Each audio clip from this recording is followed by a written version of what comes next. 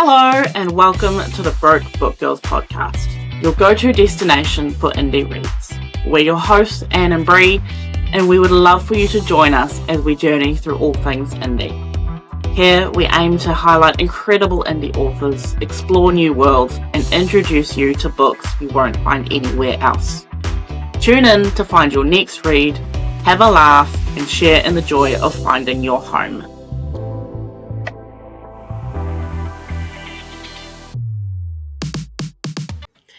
Hello and welcome to episode 21, of the Broke Book Girls podcast, the pod that's good for your soul and bad for your TBR, your go-to destination for indie reads. Today we're going to be talking about our very favourite trope, the trope of all tropes, enemies to lovers, book recommendations. We put it off for a little bit, but now we're like, cool, it is time to talk about our number one trope. But before we jump into that, Anne, what's your reading? Well, I finally finished Empress Teresa, and that was a feat. I am 50% of the way through. No! Look, I've been sick the past week. I would have done reading, but I have been not well. Fair. I got to like 70%, and I was like, alright, let's do it. And I just like knuckled down and like got the rest of it done because I just could not deal with it anymore. I'm so proud. Empress Teresa aside, we will be coming back to that in a future episode. But I'm currently reading an arc that's coming out on the 1st of October. And it's called Crown of Olympus by Kate Asher. So this is a Greek mythology fantasy sort of story where the daughter of Hades has to enter these deadly trials to win the crown of Olympus and become the ruler of the Olympians. And she's doing this as revenge because Zeus killed her mother Persephone. And it's sort of like they have to go through all these deadly trials, and Hera is trying to like kill her because she put Zeus into like a part of hell that punishes him for what he's done instead of, you know, the nice part of hell. And it's really fun so far. I'm really enjoying it. And it seems like there's going to be this allies to lovers sort of dynamic with Zeus's son. And I'm very excited to read it and continue. So, yeah. I always love a good Greek mythology fuck around. Me too. Yeah. This is like what are you currently reading? Besides Empress Teresa, to be fair, as I said, I haven't read anything probably for the past week and a bit. I'm sick. I haven't really done anything besides watch TV shows and play The Sims. Fun. It's been great. So, Empress Teresa aside, I did pick up Phantasma. And, yeah. And I've been working my way through still A Wraith Beneath the Tides by Amelia J. I've got so many arcs and I'm staring at them and I'm like, yeah. And I haven't, they all just come in all of a sudden, randomly pop up, and I'm just, the feeling of overwhelm, but it's fine. I think my issue is that I have a negative association with my Kindle at the moment, and it's purely because of Empress Teresa. So I really do need to push through. So I think tomorrow that will be my mission, is to push through and try not to set my Kindle on fire. Yeah, it was a touchy one there for a while. I was ready to like just throw my Kindle out and never touch it again, but I believe in you. I'm ready to have a positive association with it. I mean, it's got a cute cover on it and everything, a little daisy Kindle cover holder thingy. Nice. So it looks cute, but I'm just like, I don't want to know. I don't know anymore. But it'll be fine. I'll push through, everything will be fine, and then I can start reading other books, which I really want to do. But anyway, moving on from that, so today we are talking about our favourite trope of all time, enemies to lovers. And we were having a Yes. discussion before we started how fucking hard it was to find the books that we wanted to actually be like, yeah, indie, because as Anne was saying, a lot of them have gone trad, Yeah. which is great. Which is great. Like all the books that I've recently loved, like the Ever King, I read when it was indie. Heavenly Bodies, I read when it was indie, and I'm like, oh yeah, these are great enemies to lovers. And then I went to go check on them, and they've been traditionally published. So it's like, we're the indie podcast. I can't really be talking about trad books, even though they were indie. But we do have a list of indie. It just took us a while. I was in one of my group chats going, guys, help. I need indie books, and they were like, "Oh, this one," and I'm like, "They're like, fuck, it's trad," and I'm like, "Yep." They're like, "This one," I was like, "It's trad." They're like, "God damn it, I don't know. It was only when I was on the bus heading to work this morning that I went, oh, I haven't done my list. And then I opened it and I sat there and I stared and I'm like, huh, what are books again? What have I read? I know I like yeah." enemies to lovers, but what enemies to lovers have I read? And then it was like a whole but we did it. We did it. We did it. We've Finally. got 5 each, We do. and I'm excited to talk about them. I am as well. So, Anne, what is your first one? Well, if you haven't listened to the podcast before, you will not know that Brie and I are obsessed with Gretchen Powell Fox and her Smoke and Scar series, or the Shattered Crown series. And this is the epitome of enemies to lovers. This, make sure you go check out the interview that we did with Gretchen Powell Fox. You'll get a lot more fun insider scoop on that book and stuff. But Smoke and Scar is basically every 25 years this competition comes around, and everyone is trying to compete in this competition to get the crown so they can take over this country, and kind of the humans want it so they can have access to more magical powers that they have to use for the mana, and the Fae just want it so they can kind of bridge the world together and kind of have full rulership over everything. And we are following Illyria and Cedric. Illyria is a fae, she is a baddie, and we're following Cedric, who is a knight and is looking for glory, basically. And they two come together, and it is very enemies to lovers until they realize that they have to work together. So it's enemies to allies to lovers, very slow burn, really, just a really fun time. It's she saves him. She's the ancient warrior. He's the human. Oh, it was. I just on a sidebar, that art that Gretchen shared of Cedric. Right? I saw it and I was like, Daddy? not so respectful smash was my exact wording. Yes. That if you guys haven't, you guys need to check out Gretchen on Instagram. She's extremely active. She's always sharing artwork, and there is this one artwork of Cedric, and it's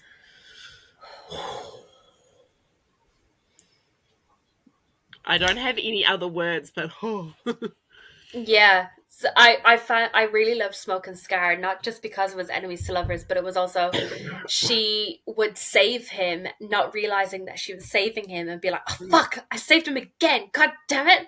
And it's just such a good time. And then it's so fun. And they only kiss once at the end, and then they go their separate ways.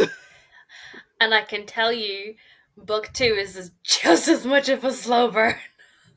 Excellent. I still need to. I need to read it. It's in my Kindle. I need to read it. Yep. I will. That is probably the first thing that I will read once, as soon as I finish Empress Teresa. That'll be like I will be. Oh, it's so good. I read it with Rosie, We buddy read it, and it was just a really good time. I know that a couple of people who've read it said that it's quite slow, and they didn't really find that they were getting into the story until about like 30% of the way through. But Mm. I really loved it. I really like a slow, tension filled sort of non where everyone's just trying to gather their kind of the plan of what they're going to do, because everyone starts coming together again. A plan has to be moved forward, and they have to try and like figure things out because they've got this massive mission ahead of them. And I really love those sort of slow moving stories where it's definitely getting to know the characters a little bit more, understanding them, kind of learning about the world a little bit more, because we do end up going to a new sort of part of the world. And yeah, I really enjoyed it, and I definitely recommend that you pick up this series. And I need book 3 like yesterday, because book 2 ended on another sort of cliffhanger, and I am not very happy with Gretchen. So Gretchen, if you're listening to this, can I have book 3 now? Pretty please. I need it. just send the first draft. Yeah, I want it. I don't care. No, I'm really looking forward to diving into anything she writes, really. But Yeah. I need more Cedric. That's the reality of Yeah. it at the moment. Is I just need more Cedric. Yep. And when that slow burn ignites, whoo! I think she said that as well. I think she said that in our interview. Was that once it kicks off, it's like and I'm just like, yay. Yeah. I love when the But slow do be warned, she does edge you for a long time before it actually happens. So Hey, look, I survived the Kindred's Curse saga, the slow burn that took literally 3 books for them to oof. like. Yeah, that was a slow burn of like, if I survived Pen, I can survive Yeah, I Gretchen. think you'll be fine. You'll be And fine. that's I also always go, I survived the Great Sherlock Depression when we had to wait 2 years per season. So I'm just like, I can do anything. I can do anything I put my mind to. What's your first book on the list? So my first book is She's a Keeper by Ellie K. Mulford, which is was a very good. It was very much up my alley. A contemporary romance based out of Zoo. Um, I was when I was thinking of books, I was trying not to stick with the ones that I usually, which is fantasy. So this is a contemporary romance. Um, Part of a series, The Prickle Zoo. Come on, Goodreads. There we go. I got to bring it up because I can't remember things. Um, there's Lark, who is a zookeeper. She works at the zoo. This island is a zoo that's run, but that's like owned by these bigger people, and they run the zoo. The family owns the zoo, and every summer they get volunteers who come to the zoo program. And there's this guy called Logan, who is a Kiwi. So this book is full of Kiwi slang. It's great, and Yes.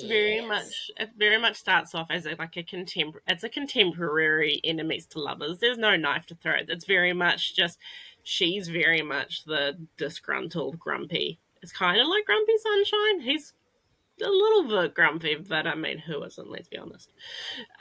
Very Grumpy Sunshine. Very much. She's like, no, like fuck off. Like we are not doing this. No, I want nothing to do with you. But then eventually they bang. Um,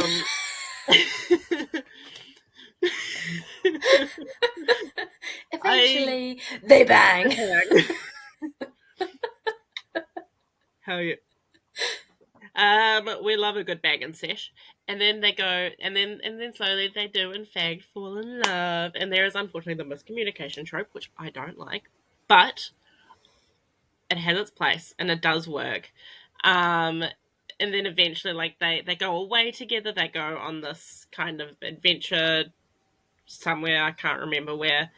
Well, I just realized the last line of the book description is, "Will Lark and Logan let nature take its naughty course?" And you know what, folks? They do. Because they bang. They bang. But it's great because it's like it is kind of it's like a little bit of a slow burn, and then they finally bang, and then they go away, and then they bang, and then they come back, and then they break up, and then they end up back together again, and it's very sweet and very happy and very lovely. But it is like it is. I mean, it's not like the normal enemies to lovers that we would usually talk about, which is knives or arson. But it is still an enemies to lovers that I do love, and we all know I am a contemporary romance girly. It is what brings me joy. So that is my first one, and I highly recommend it. Fucking loved it so much, and I cannot wait to read more from Nice. A.K. Mulford. Anything she writes, basically. What's your second one? Well, I have to go off as onto following on from yours being the fluffy contemporary romance reader, whereas I am the dark romance reader. And I'm going to be talking about Sadist by Chaos Davy. So I've talked about this a little bit before. Octavia is one of my book girlfriends that we talked about in our book girlfriend episode. And this is a contemporary story as well, but it's dark because it's a captive slash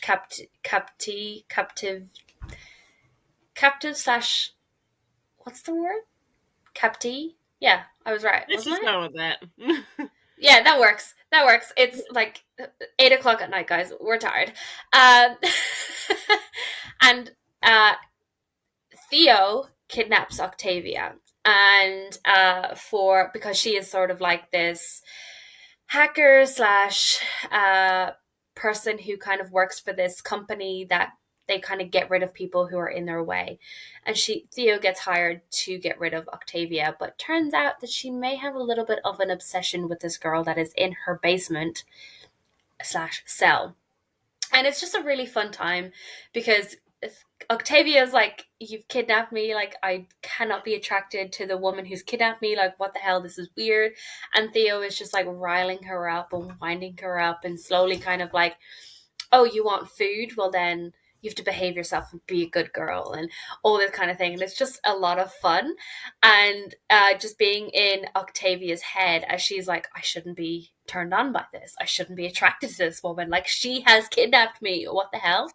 And then they bang. They bang. They bang. And it's just a really good time. So if you're looking for a dark sapphic romance, I would highly, highly recommend. I recently purchased it, and I sent Anne a screenshot to be like, look what's on my Kindle, and she's like, yes! Yes! Fully determined to turn me into a dark romance girl. Mm-hmm. I don't know if it's going to work, but I mean, who knows? If not, I'm just here for the reactions. Like, they fill me with so much joy. I aim to be entertaining. I'm nothing but entertaining. Especially if it comes to something that is so out of my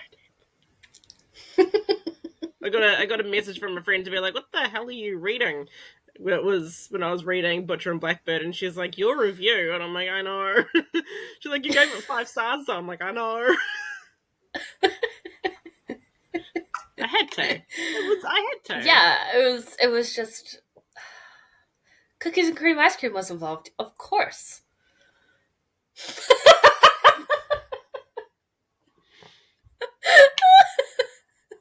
With my hood.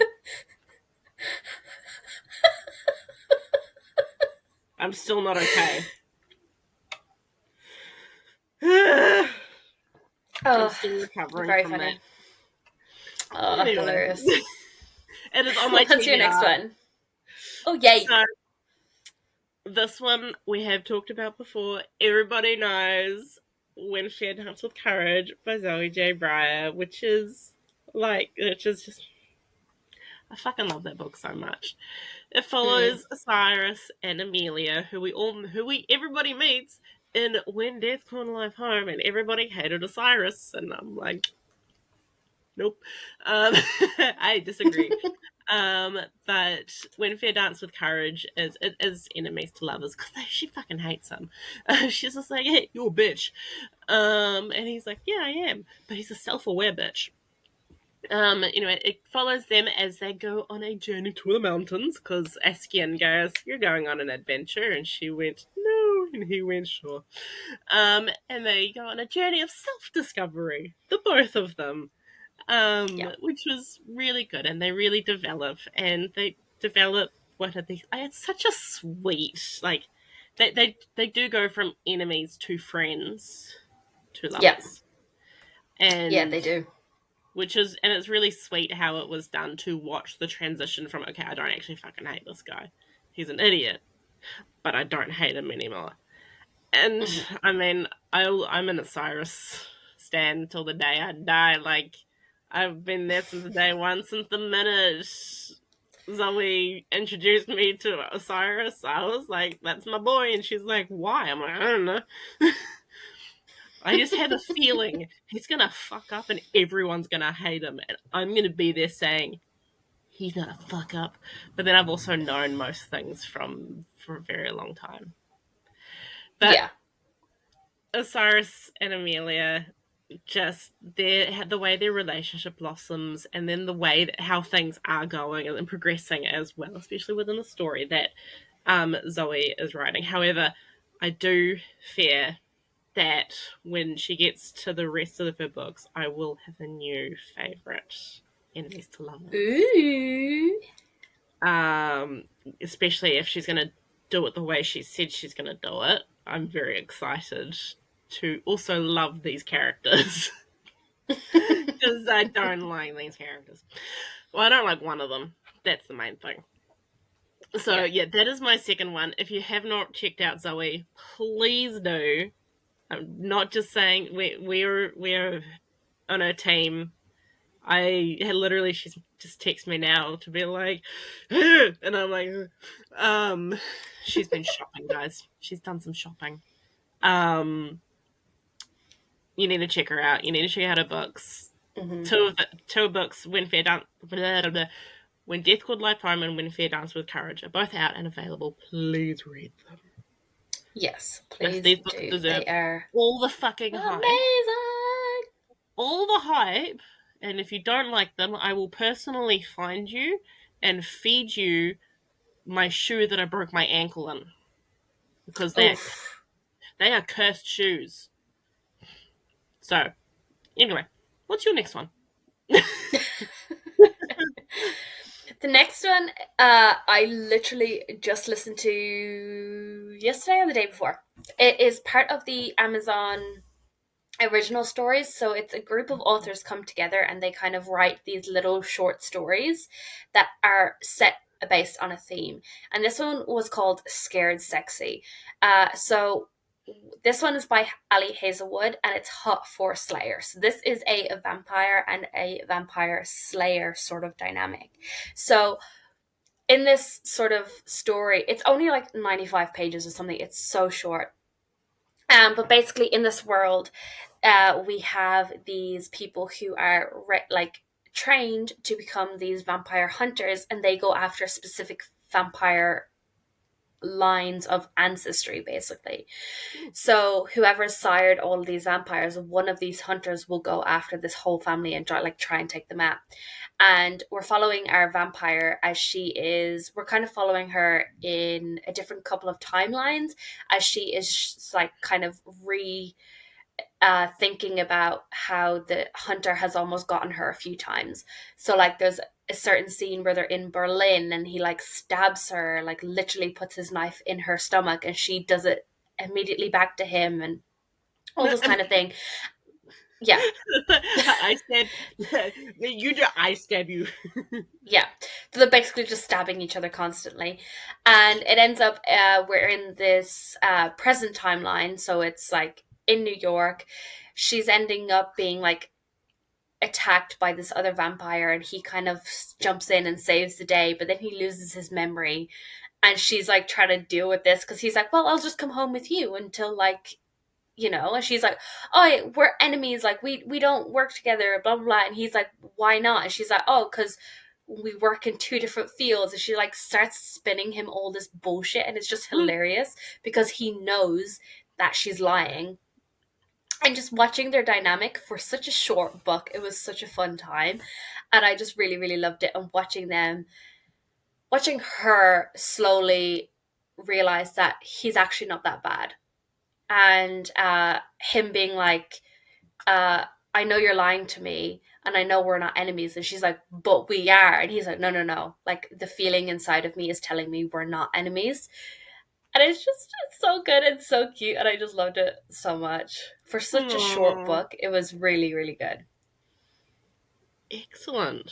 I will have to add that one to my list. I mean, you got me at I stab you, I stab you, you stab me, I stab you right back. It's a great mentality to have if you're gonna have an enemy. It's just like I would love to read a book where someone gets stabbed, and then the person who gets stabbed goes, "Did you want that back, or can I keep it?" If I got stabbed, I'd be like, can I keep this? Is it mine now? Is it mine now? Yeah. Cool. I stab you. Just whip it out and like stab them back. Yeah. Well, you don't want to whip it out because then you'll bleed out. Well, stop being a nurse right now. It's fantasy. It doesn't count. They magically survive everything always. This is true. They do magically survive everything. I don't know how they do it. I do. Unless it's a Celia book.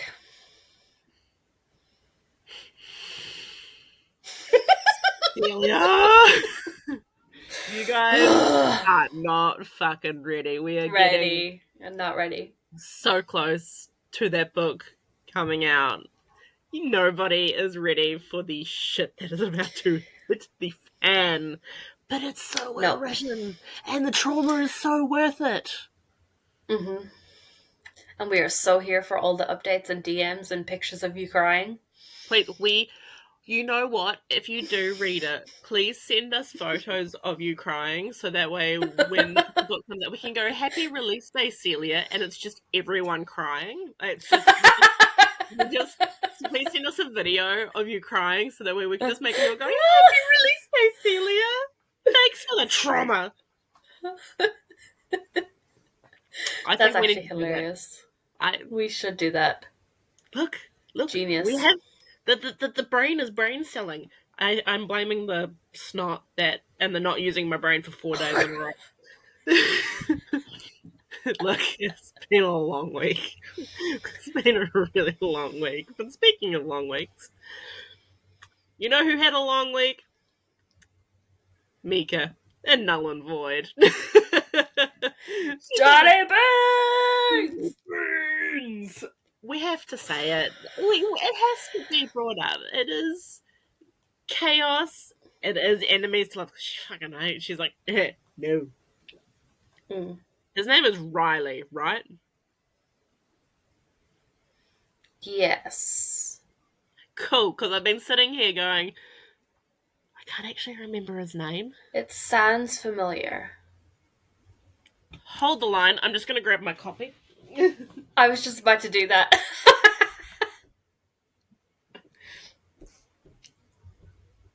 Look. Okay. I find it so hard. You have it too. I have it too. There's so many characters. I'm just gonna we read so many books that there's just so many characters, and with fantasy, a lot of the time they have very similar names. It is Riley. Okay. Yeah. Okay. I just opened to a random page and it was right there. Nice. I was like, he calls her Firecat. Firecat. They have for those who do not know what Null and Void is, considering I now have the book in front of me, and I'm showing off how pretty it is. It's not very good in this lighting. Once again, let us read what's this called? The blurb. After enduring a life of servitude, Mika retired. I forgot a comma. Mika, retired assassin and Null, thought she would live out her days alone. But once an assassin, always an assassin. When Mika is sold as a slave, a fate she was promised would never be hers, Hope for a solitary life is lost.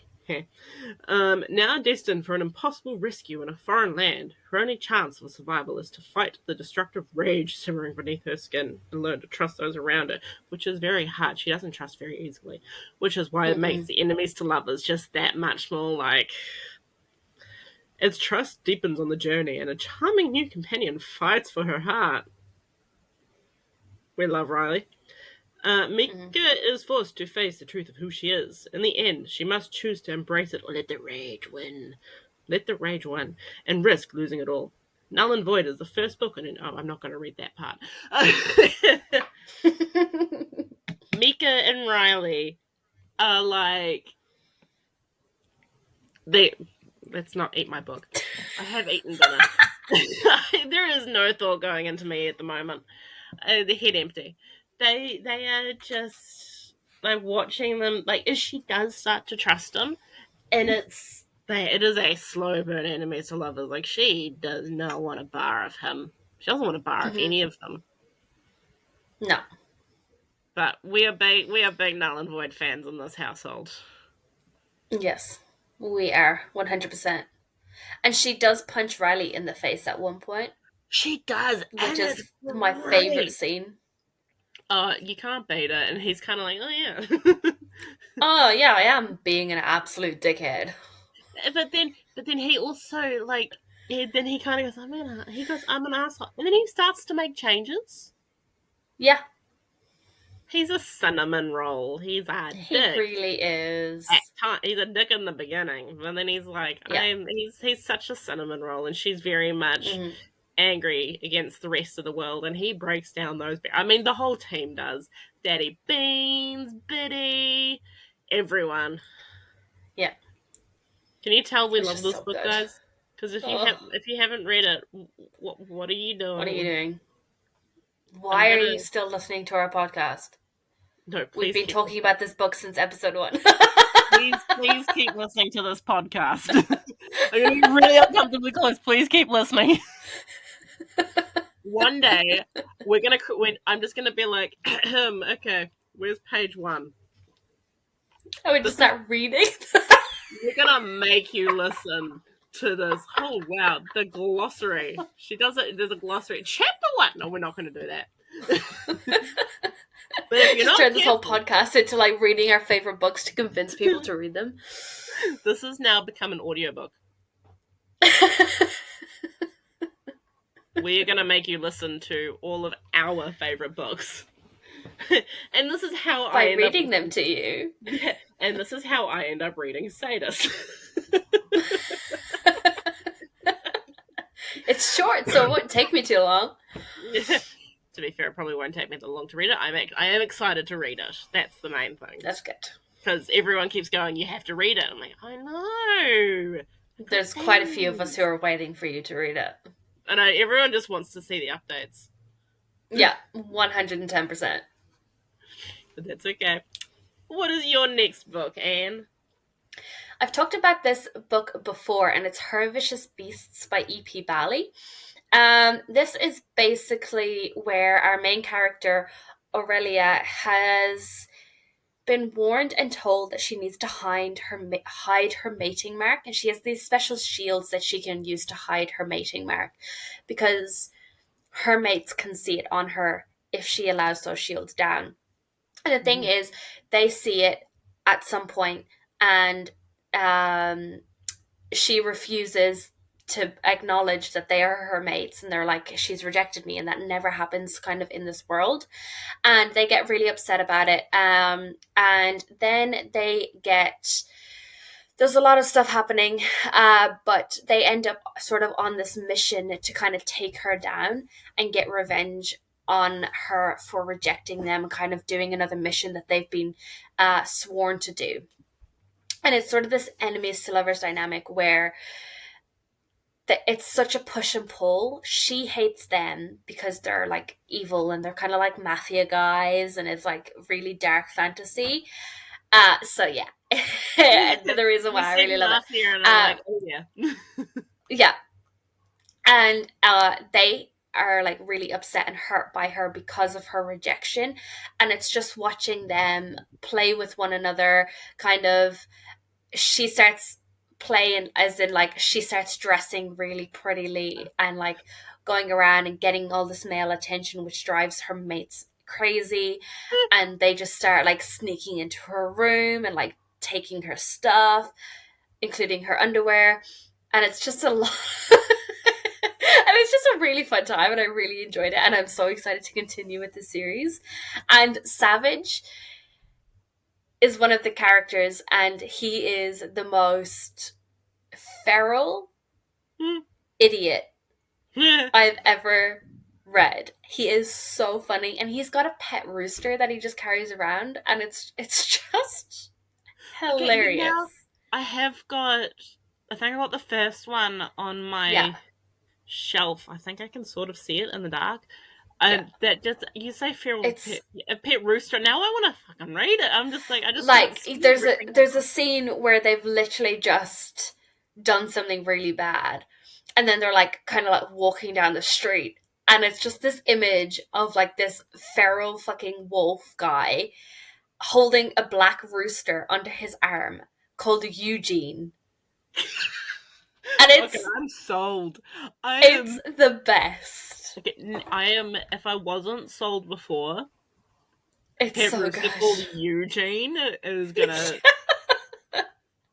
That's just. It's so good.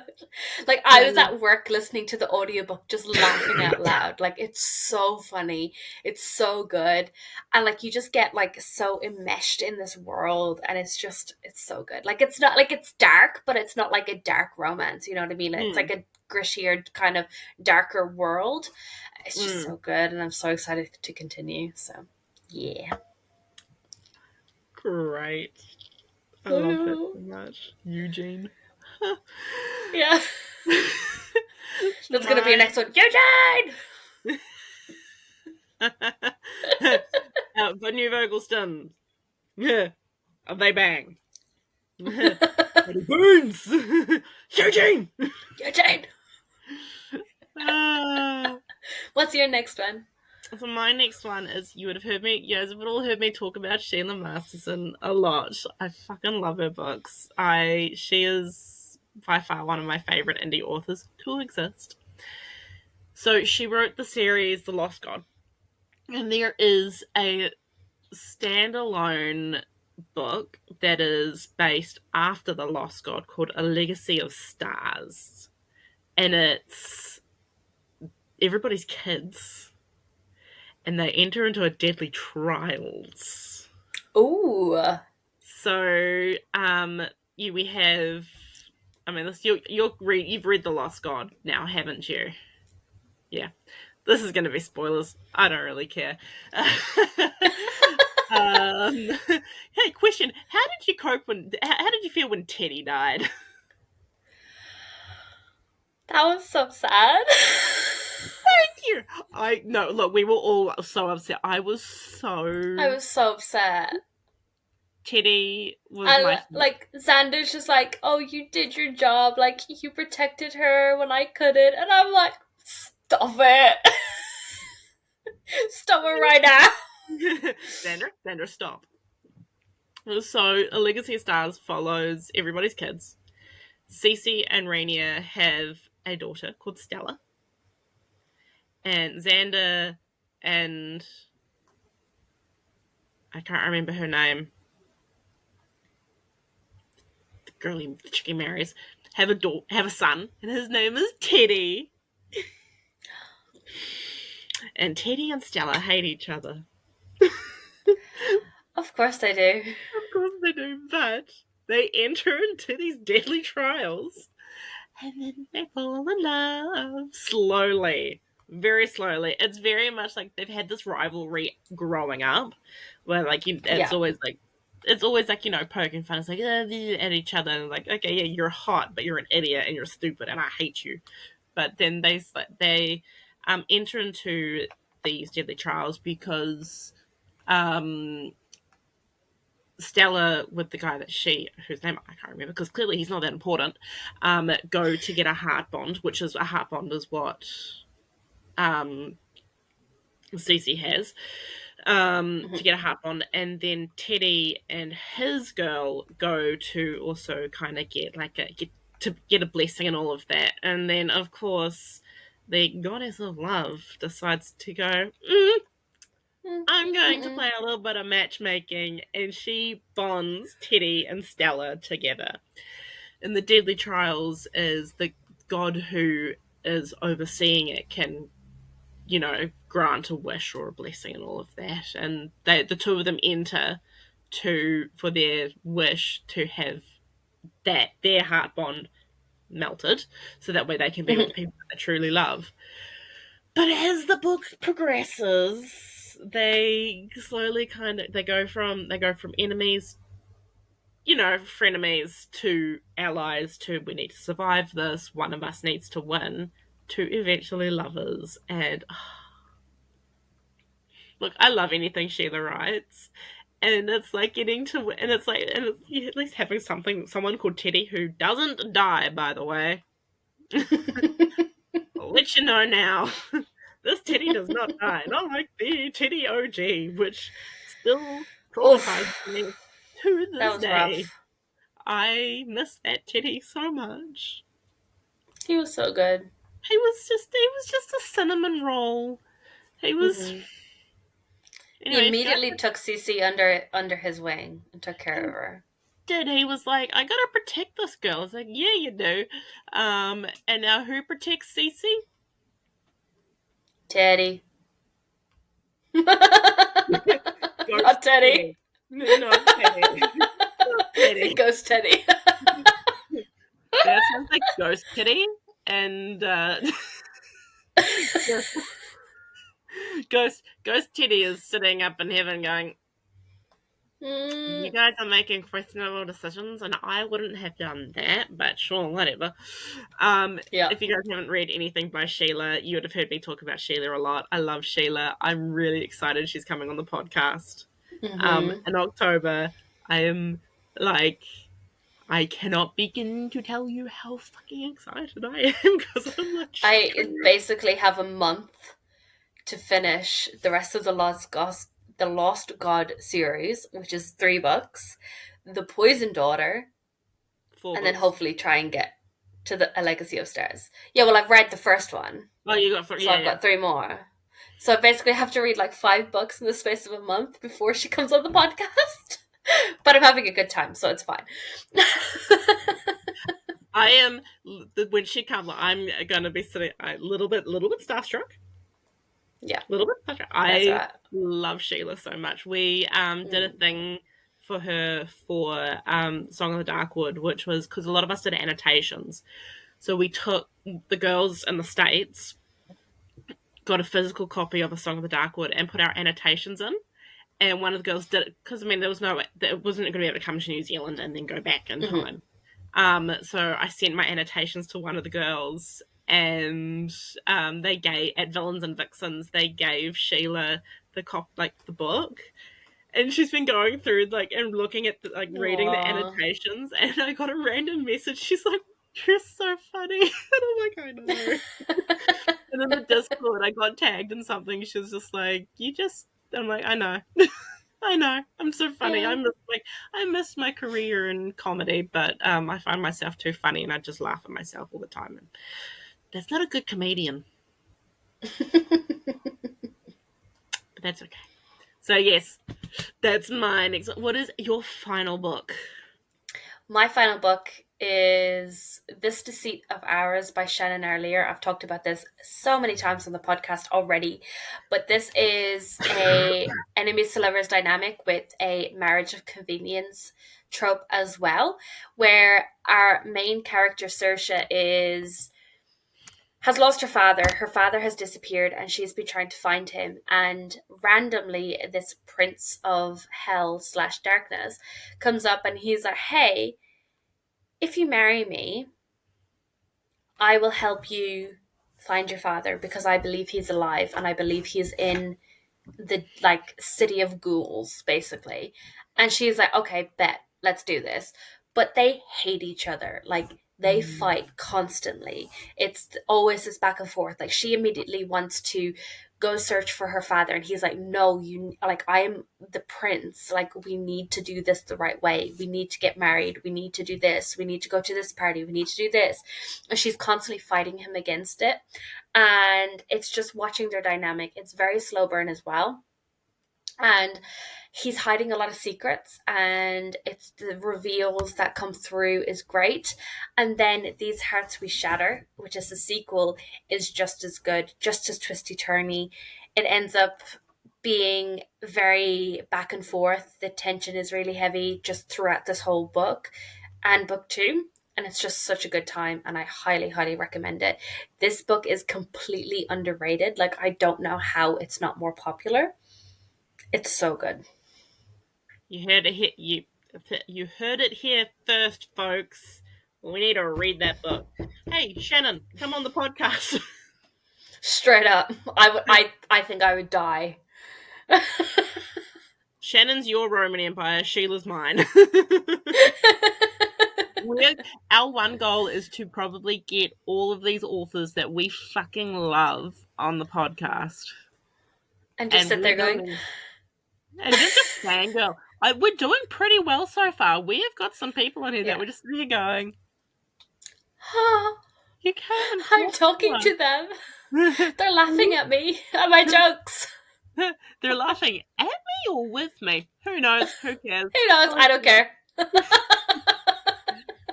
There are some authors that we really want on here that the day that they do come on, we will probably be sitting here like...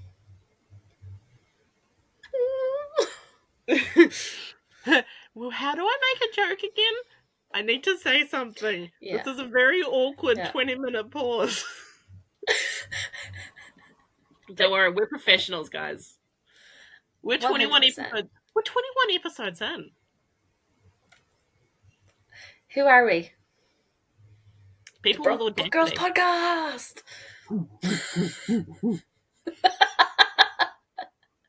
I'm really good at doing monkey noises. Yep. What's your last book? Before we get completely sidetracked. My last monkey noises. There is a story behind that. My last book is Revenge of the Forgotten by Dani Crooks. This was a book that I was put onto in my 12 Books by 12 Friends by one of the girls whose name I am very sorry, I cannot remember at the moment. I am not good with names today. It starts off, these two are very much in love, but then shit happens. It goes to shit, and he now works for the enemy, and she has no memory of anything. Every time she dies, she resets. She's reborn again and goes through everything. She's got, it's like major amnesia. Forgets, gets reintroduced, remembers things. Shit happens. She dies. And it just gets to a point where then he just goes, there's no point trying anymore. I now need to work for the enemy, and I am against her. And it is so fucking good. Dani... That sounds so good.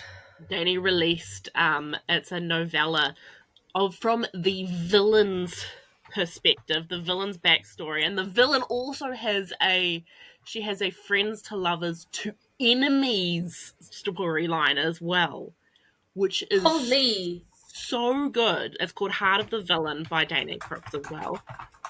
It is an incredibly underrated book as well, in my opinion. I cannot wait for the next one. It's going to be so good. I think and I'm really blanking on names at the moment. I can't remember the characters' names. I can remember what happens in the book, where he doesn't want to hurt her, but he's just like, there's no point me trying to help you because it never ends well. Things always go wrong. But there's a dragon shifter in the book. It just keeps getting better. It's getting better. And Heart of the Villain, which is the novella, is a sapphic love Ooh. to hate story. Would you recommend reading the novella after book one? Yes. Yeah. Yeah. Read book Okay. one, then the novella, because then Yeah. you know the characters, and then it explains a lot. But you don't want to go into it with that knowledge, and I'm glad that with how she released it is you don't go in with that knowledge. Okay, It's very that's good. much Yep. you just hate the villain, and then when you read her story, you just sit there going, "Oh fuck, no, I don't hate you." Like it's like this isn't your fault. Like you had a choice. You just made the one that was best, that you thought was best, but in the Yep. process, she loses everything. And the villain and the main female character are sisters. Woo! It gets better. Drama. Like, it is such a good book. Like, I actually really want to reread it now. Talking about it, I really want to reread I it. don't have time to read this fucking book, you bitch. I'm gonna read all of Sheila. I want to read this right now. It is, honestly, it's such a good, it was such a good fast read. I will say that. So if you want to have a break of Sheila, you need to read Revenge of the Forgotten. And I can tell all of my friends who got me into reading are going, yeah. So, Danny, come on the podcast. Come and share your pain that you like to inflict on people, because We love that around want, here. we love that. So, that is my final one. That is my favorite. It Oh. is. I just love, and it's so like complex and like it's just, everything just makes sense. Like it makes so much sense in Heart of the Villain, and you're just like, wow. Yeah. I cannot speak more highly of it. I'm so glad that I was looking through my Goodreads. I'm like, this is like the perfect book for me to finish off with. Yeah, love that.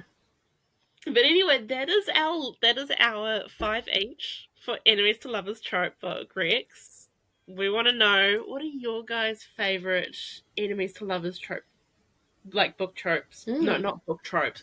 Books that have that trope. Like, we want to know, because we want to share with people and go, hey, this was recommended. What do you think? What do you think? Let us go. Make sure they're indie, because that's what we do here. Although, I will take any recommendations at this point. Straight up. We just want to add to our TBR. 2026 is almost here, Always. guys.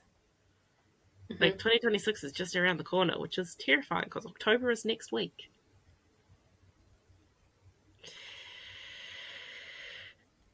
I don't know where the year's gone. It's 3 months till Christmas.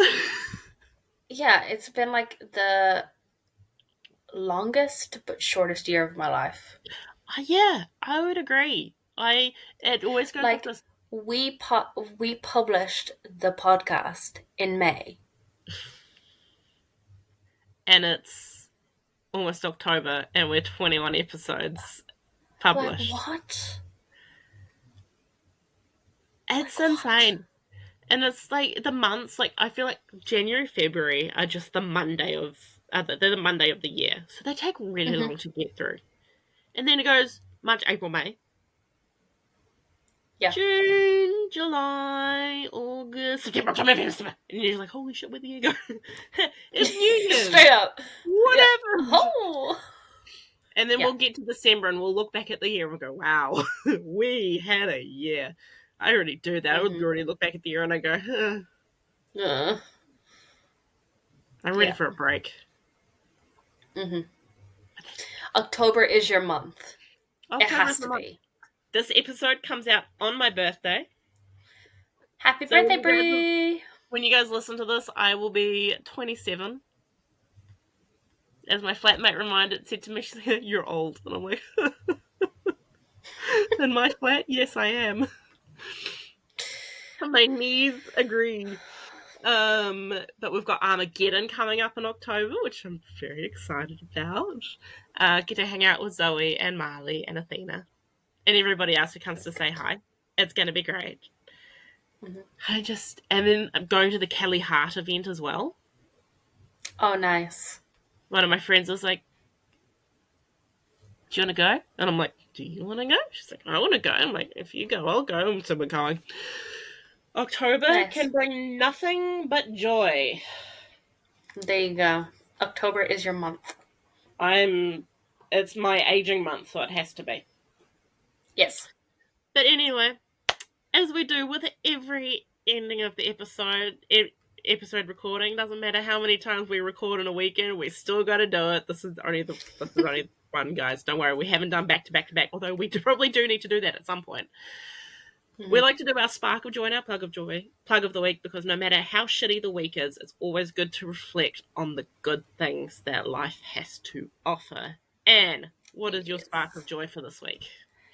Spark of joy this week would be putting in a pre-order for my earrings from Nymeris Art. I did that too. I've got my earrings, and I pre-ordered the whole set, the earrings and the pins. Oh, nice. I just got the earrings. Because I have pins, but I don't have anything. I need to figure out how to, like, present my pins. You know what I Mm, mean? So I don't want to buy a bunch and then have a bunch. I want to know what I'm doing with them first before I buy a bunch of pins, which I have no doubt Nymeris is going to be my go-to because I love her designs. And hmm make sure you go check out her interview that we did with her very recently. She is an angel and I love her. And I've been getting my dark romance updates from her as she's reading, and it's just been a lot of fun. So yeah, she's the sweetest. I love her so much. yeah, I can't wait to see her in October again and just like, yeah, yeah, I yes, I have pre-ordered my the minute I saw that they were available. When I saw the designs, yeah. Immediately. I was like, these are, and I was showing my mum, and mum was like, ooh, because mum also Mm. has the sword, so her original sword earrings. So these gorgeous Yeah, babies. I got my mum a pair, and my grandmother has a pair, that's so cute. and they love them. And I was showing mum, and mum was like, ooh, and I'm like, I know. So please Mm. check out Nymeris Art on Instagram. She has her website in her bio. We love this girl so much. She's so funny, and she's going to come back on at some point to talk monster romances with us. Whoop, whoop, whoop. What's your spark of joy? So as I said, I have been off sick all week. It has been a bit of a week, but I will say my spark of joy has been I've been getting little packages throughout the week, which has been really lovely to be like I had I had bought some stuff and it arrived, and then I had something from Zoe, and then I had something from Anne today, and I was like, oh, this is such a great day. um, I love I love getting presents. I also love just forgetting Mm. that I bought stuff, and then I go, ooh. Mm-hmm. Girl math clearly means that if I forgot that I bought it, it's basically free. 100%. Am I delusional? Yes. But am I self aware? No. No. Um, do I care? Absolutely not. So there's been my little spark. I've got Zoe got me these cute little mystery things. Oh. So this is Fern, and this is Henry, and there's another, and a little cloud cat. Oh my god, they're so cute. Aren't they freaking adorable? And I was They're very so much cute. these Zoe was very much like she was trying to convince me that I needed a Labubu, and I was like, fuck no. I Yeah. Guys, real talk. Why? I don't know. I don't I don't understand it either. I don't understand. Like, cool for everybody who loves them, but why? They're ugly. So ugly. And they're just So ugly. so ugly. They freak me the fuck out. If I woke up in the middle of the night, I It's would be terrified. it's the wide eyes, and like the really like Mm-mm. I just can't do it. I Mm-mm. Zoe did tell me, she's like, there will be one of my Labubus at Armageddon, and I saw the ones that she got. I'm like, if it's this one, that's fine, because I like the colours. Anything else? Unfortunately, I feel like when I went to Wintergeddon, there was people dressed up as, like, they had, like, a giant, like, Labubu kind of, and I was like, Mm-mm. no, this is going to haunt me. And I still have nightmares about a giant Labubu. Because life-size Labubus, I just don't get... Anyway, so That's even scarier. this was a very good decision on Zoe's behalf, because they're cute. They're Especially so this one. cute. I love them. Look at it, Mm-hmm. it's little mossy. It's just... Ooh. Anyway, that's my spark of joy for the week. What is your plug, my friend? I haven't even thought about a plug. Um, what would my plug be? What have I eaten this week? I like I'm how trying we to think of what. really good, serious plugs to food. Yeah. Oh, I know. So there's these like really cheap crackers that are like the what are they called? So at Countdown, there's now the boxes of crackers that you get that are like the flavored shapes. Yes. They were like a cheap version of shapes, and Oh, we picked yeah. them up, and they're like a rice cracker, and we got the salt and vinegar last night, and they were so good. Like they were more salt and vinegar than I've ever had in a chip in my life.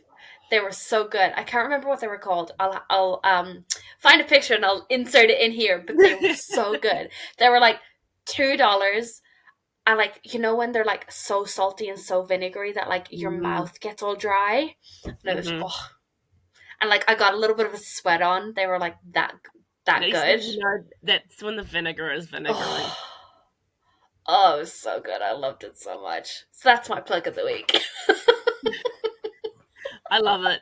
I love it. I love food as plugs. I mean, oh well. Yeah, it's been a rough week, so that's the only plug that I can think of right now.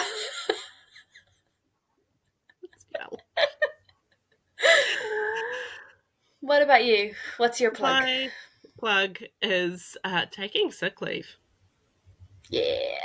I got quite sick on Sunday, and I actually text my boss on Sunday morning, might I add, to be like, I'm not coming to work tomorrow. There is no way I'm leaving the house. You have to be like so many hours symptom free anyway before you can, be back in the public eye. But I just knew that I was not going to have the energy. I'd not eaten. I wasn't drinking very well. I was threatened with a trip to A&E if I didn't hydrate myself. And I'm like, no, I'm going to hydrate. And I did, by the way. I'm still here. Didn't go to A&E and give them $200. Oof. Yeah, so I took Monday, Tuesday off. I sent my boss a text on Monday night saying I will not be in tomorrow either, because I was like, I had no energy. I only came back to work yesterday and today, and yesterday was a lot. I was sitting in the dark in a room, and my boss came to check on me, and she's like, "You good?" And I'm like, I like the dark. Leave me alone. And then she left me alone, so it was great.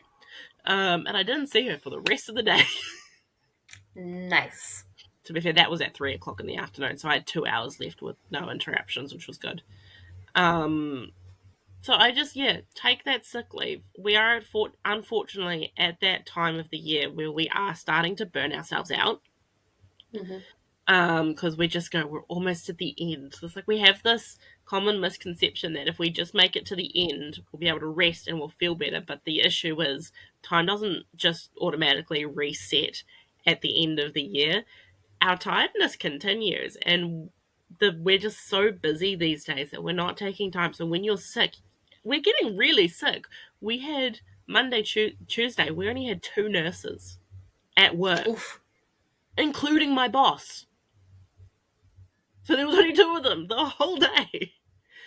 because we're all getting down with it. So if you were sick, stay home, rest, hydrate, protein. Protein is really good for when you're sick because your body is trying to burn stuff. So you need to fuel it properly to get well. And vitamin C. But take that sick leave. It is there for a reason. And I'm going to fight the government because of their whole new proposal for that. It's just stupid. It's not going to work. It's just going to disadvantage many people. But that is a problem for them. But it's a problem for us. But we will deal with it as it comes. We'll just have to set them on fire. Guy Fawkes! Yes! Let's go! Let's do what Guy Fawkes couldn't. I would just like to say I am not going to go and Guy Fawkes anyone. I like fireworks, but I do not like setting things on fire, and I do not like harming people. Stop lying.